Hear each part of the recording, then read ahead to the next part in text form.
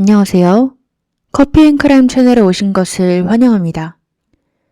이야기에 앞서서 사건에 등장한 등장인물들의 사진이 궁금하시다면 네이버 블로그에 커피앤크라임을 검색하셔서 제 블로그를 확인해 보세요. 여러분들은 26명이 타 있는 스쿨버스가 통째로 납치되어 사라졌다고 하면 믿으실 수 있나요? 오늘 들려드릴 이야기는 실제로 일어났다고 믿기 정말 힘든 이야기예요.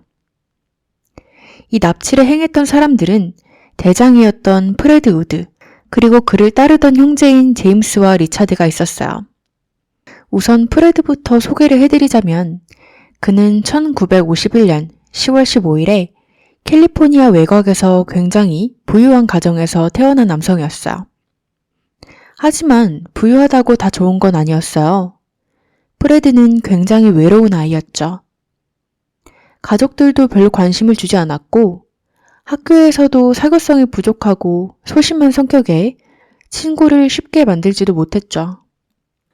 집에서 프레드는 유모랑만 같이 시간을 보냈고 프레드 부모님의 집에는 부모님들끼리만 여행을 다니며 사진을 찍은 본인들 사진은 집안 곳곳에 있었지만 프레드와 같이 찍은 가족 사진은 하나도 없었고 프레드의 사진은 구석에 독사진으로 몇 개 있는 게 다였다고요. 말만 가족이지 같이 시간을 보내는 적은 거의 없었죠. 프레드가 6살일 때 여동생이 태어나기도 했지만 다운증후군을 가지고 태어났던지라 부모님은 이걸 알자마자 아이를 기관으로 보내버렸기 때문에 이름조차 알려지지 않았고 프레드는 외동으로서 자라게 됩니다. 프레드는 자랄수록 꼭 이루고 싶은 꿈이 있었어요. 그건 바로 자신의 아버지에게 인정을 받는 것이었죠. 근데 이건 불가능에 가까웠어요. 아빠의 기대감은 너무 높았고 프레드는 아무리 공부를 열심히 해도 그의 기대에 미칠 수가 없었어요. 그리고 워낙 끈기가 없던 터라 직업을 가져도 오래 유지를 하지 못했기 때문에 커리어적으로도 아버지의 인정을 받기는 어려웠죠.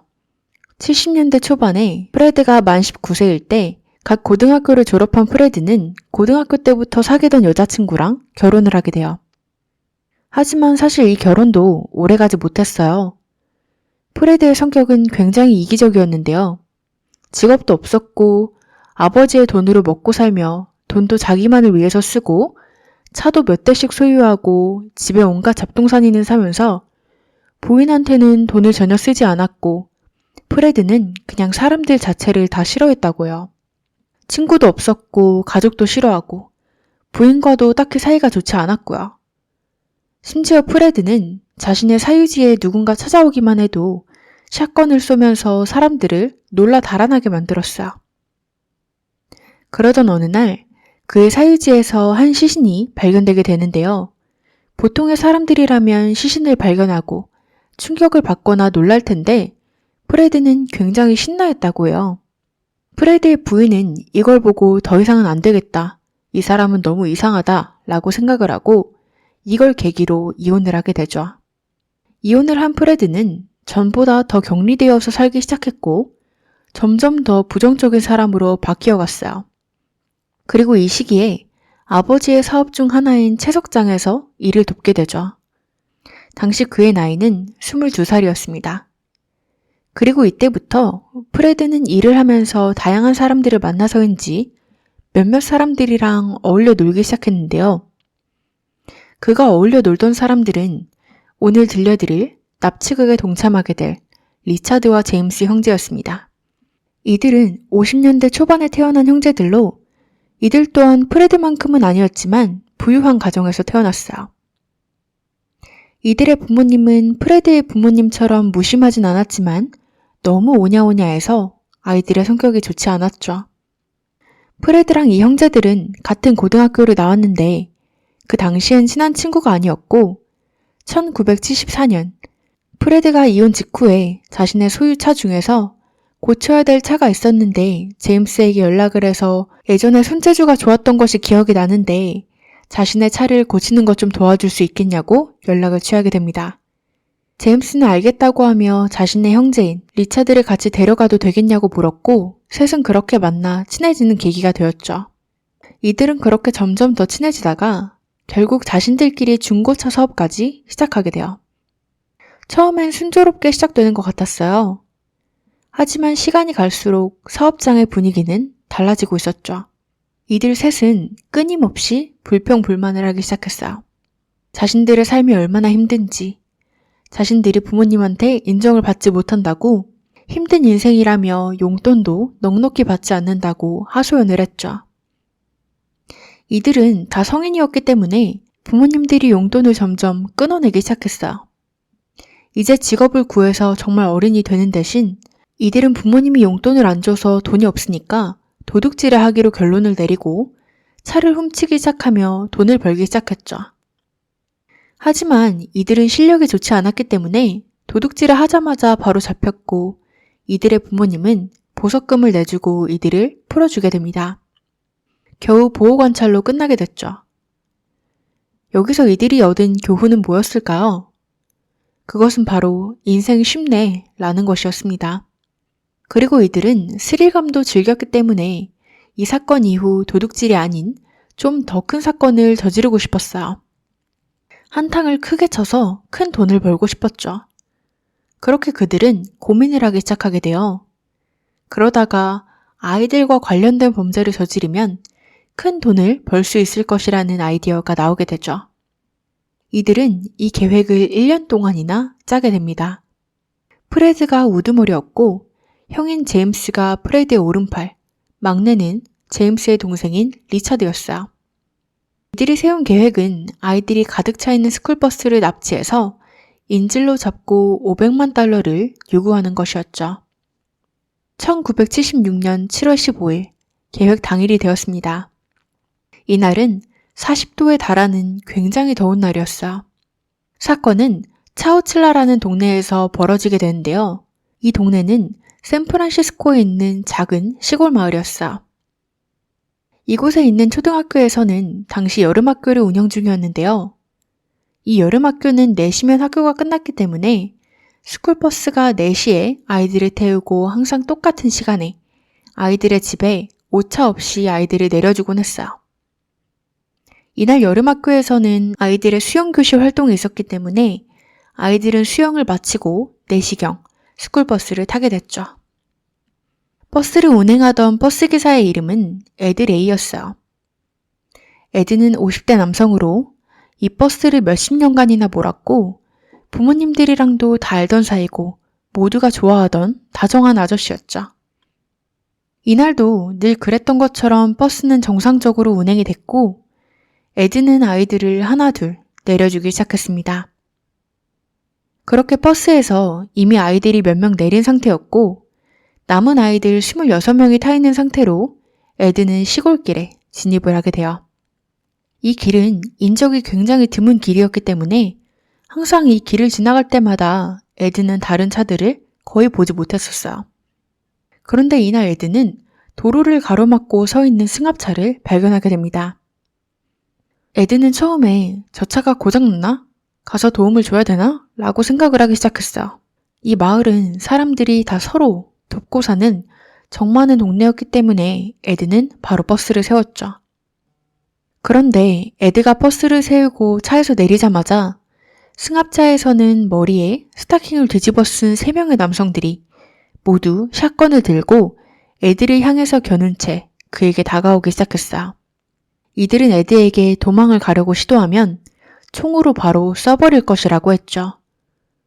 에드는 생각을 하기 시작했어요. 자신이 만약 총에 맞으면 아이들이 이 남성들이랑 함께 남겨질 텐데 최선의 방법은 일단 이 남성들이 시키는 대로 따르는 게 맞는 것 같다는 판단을 내렸죠. 그렇게 남성들은 스쿨버스에 올라타기 시작했어요. 아이들이 얼마나 겁에 질렸을까요? 아이들은 바로 소리를 지르기 시작했어요. 프레드는 아이들에게 닥치라고 말을 하며 말을 안 들으면 총으로 쏴버릴 거라고 협박을 하기 시작했습니다. 프레드는 그리고 에드에게 버스 뒤편으로 가서 앉으라고 명령을 했어요. 에드는 그렇게 뒤로 가면서도 아이들에게 웃어주고 다 괜찮아질 것이라고 속삭였고 아이들을 안심시키려고 했다고 합니다. 그렇게 버스에는 프레드랑 제임스가 탔고 리차드는 하얀 승합차를 타고 버스의 뒤를 따라 이동하기 시작했어요. 이제 26명의 아이들과 버스 기사까지 포함한 총 27명을 납치한 이들의 다음 계획은 바로 스쿨버스를 버리는 것이었죠. 스쿨버스는 모양도 다른 버스랑 다르고 색깔도 노란색이라 너무 눈에 띄었기 때문이었어요. 그렇게 그들은 30분을 달려서 미리 봐둔 숲으로 향하게 돼요. 이 숲의 나무들은 버스보다도 훨씬 컸기 때문에 이들은 그것을 알고 버스를 몰고 길도 없는 숲속으로 운전을 해서 차를 숨기게 되죠. 그리고 그곳엔 미리 갖다 놓은 다른 승합차가 있었어요. 아이들을 옮겨 실을 승합차였죠.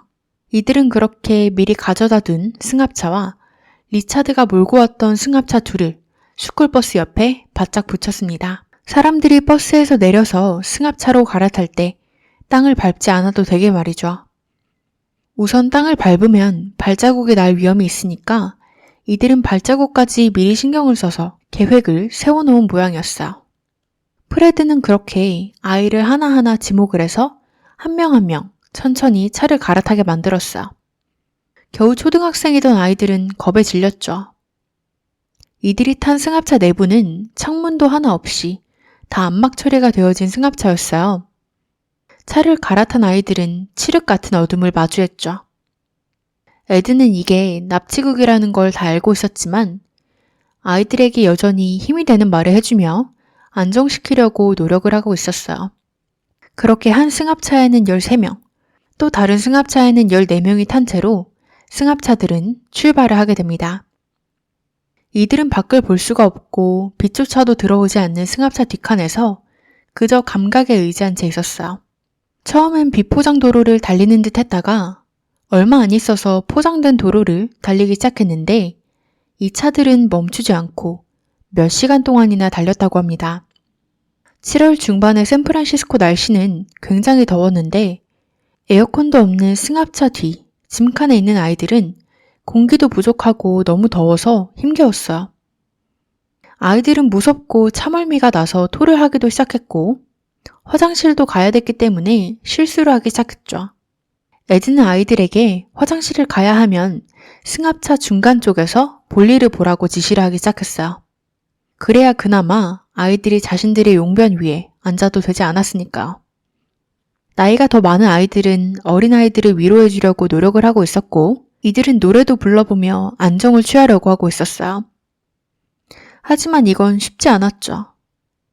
이 승합차들은 12시간 동안이나 달렸다고 해요. 아이들은 그동안 갇혀 있었고요. 이 시각 차우칠라에서는 아이들이 없어져서 난리가 난 상태였어요. 경찰에는 이미 실종 신고가 들어간 상태였고 수색은 시작되었죠.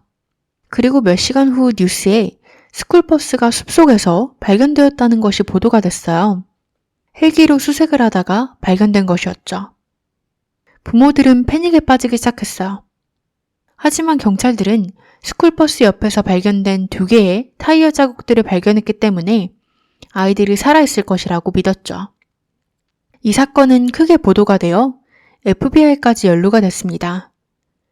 납치범들이 향하던 곳은 어디였을까요? 그곳은 바로 프레드의 아버지가 소유하고 있던 채석장이었어요. 사실 이 채석장은 차우칠라에서 160km 정도밖에 떨어지지 않았지만 이들은 채석장에 꼭 밤에 도착해야 된다는 계획을 세웠고 아이들이 여기가 어딘지 감도 잡히지 않도록 12시간 동안 계속 밤이 될 때까지 빙빙 돌다가 채석장에 도착한 것이었어요. 밤에는 채석장에 아무도 없고 범죄 장소로 딱이었기 때문이었죠.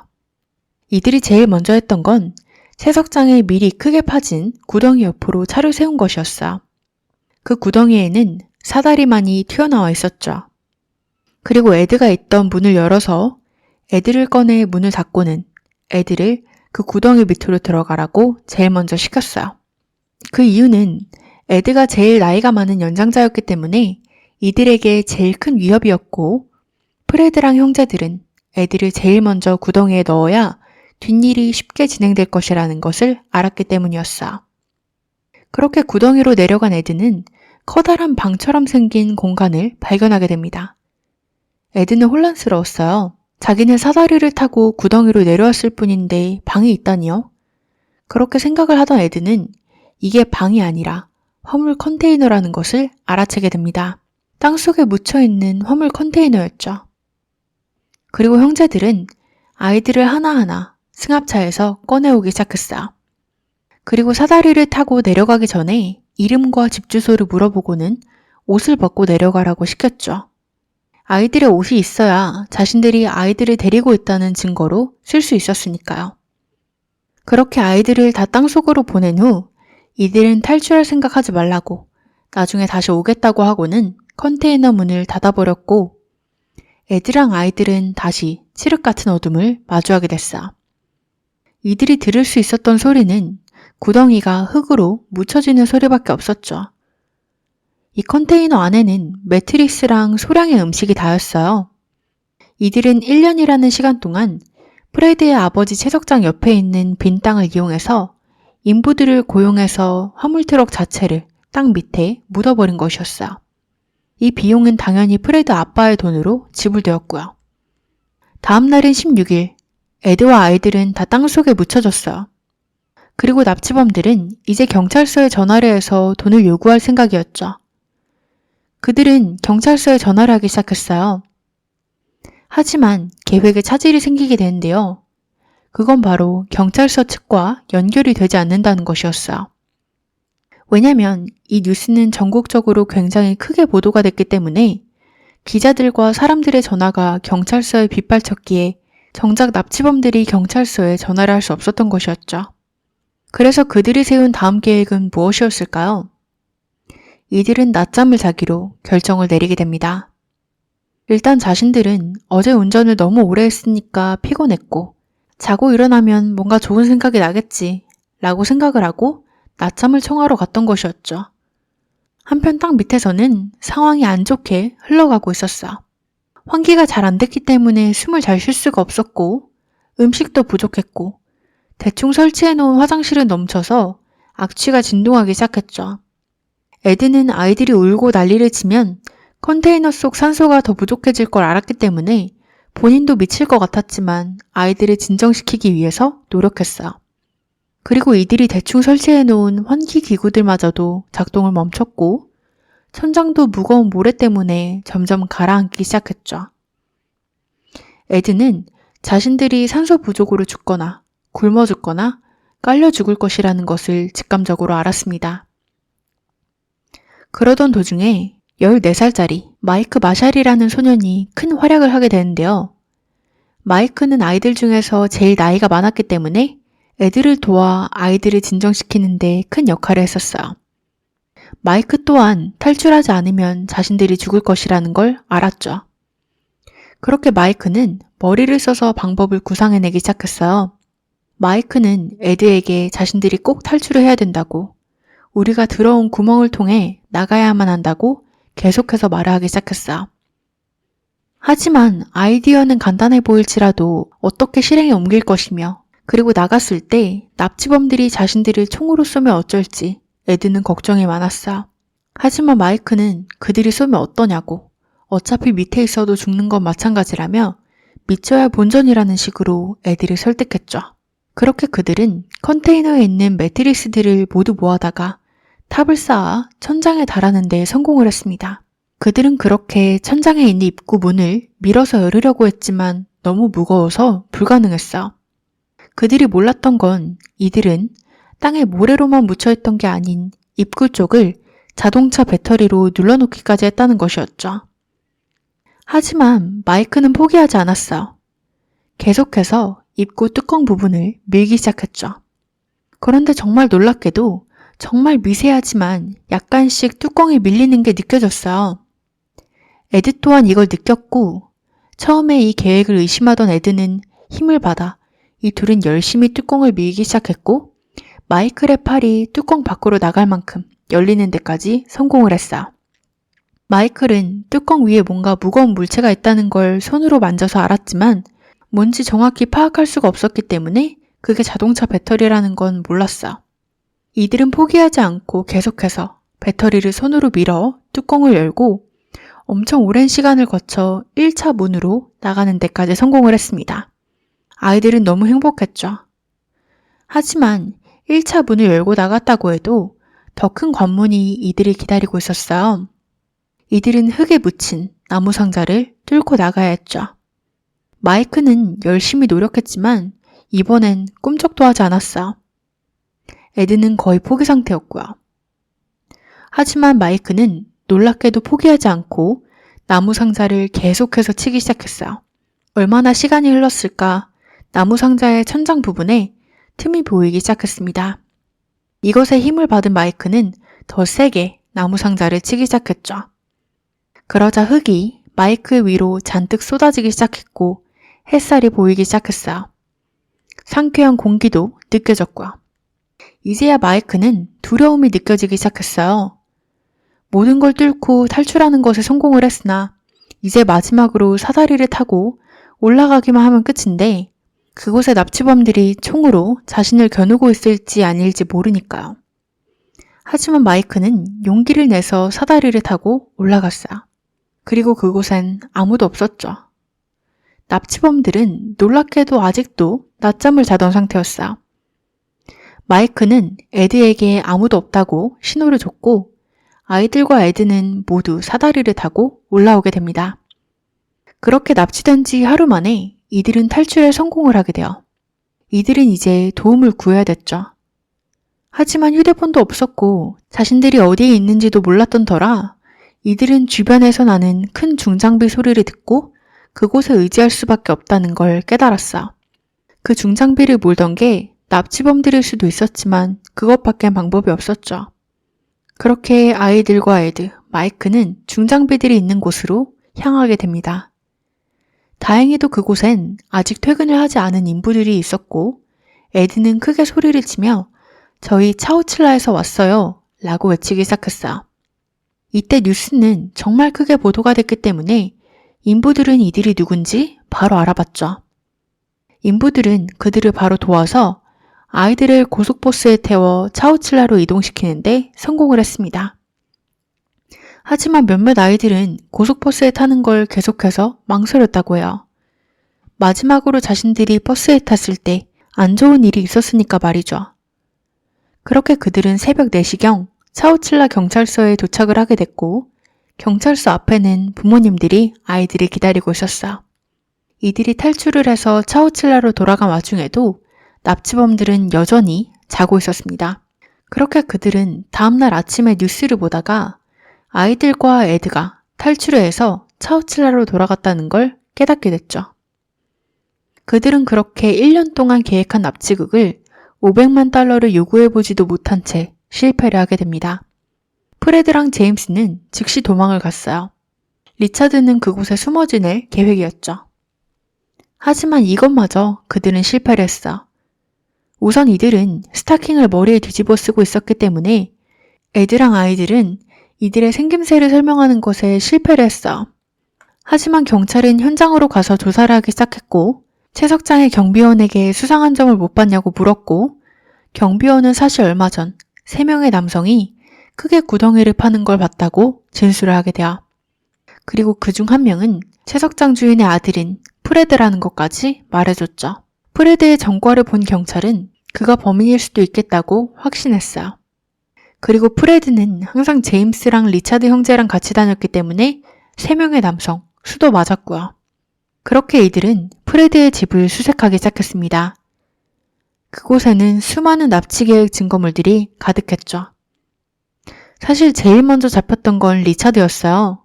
그는 자수를 했죠. 그리고 그 다음으론 제임스가 도망을 가던 상태에서 잡혔고 프레드는 2주 후에 캐나다 밴쿠버에서 체포가 돼서 다시 미국으로 송환되었습니다. 그렇게 그들은 27건의 납치 혐의로 체포가 됐어요.